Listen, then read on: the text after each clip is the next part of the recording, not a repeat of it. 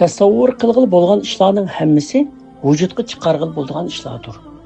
Qilg'ili bo'lmaydigan yoki vujudga chiqmaydigan ishlarni inson tasavvurmi qila olmaydi.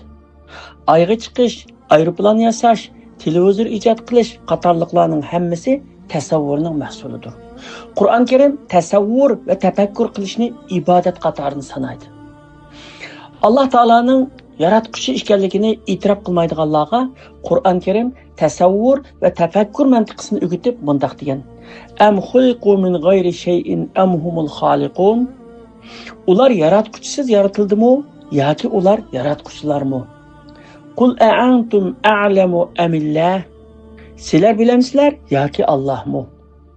Hayotimizda tasavvurning shu qadar zo'r ahamiyati borki, bir narsani tasavvur qilish uni vujudga chiqarishning oldingi qadamidir.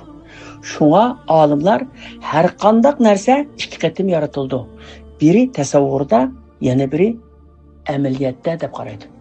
8-asrda Andaluslik olim Abbas ibn Firnas aeroplan nazariyasini o'tirg'a qo'ygan va bu haqda kitob yozgan tunji shaxs bo'lib tarixga qayd qilingan.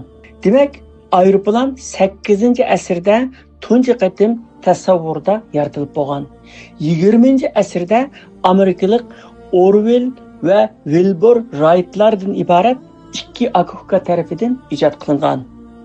Ular 1903-yili 17-dekabr kuni tunji bo'lib uchishni sinab baqqan.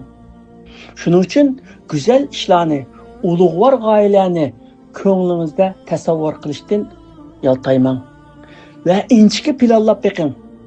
Shundoq bo'lganda balkim texnik ishlarni maydonga keltira olishingiz mumkin.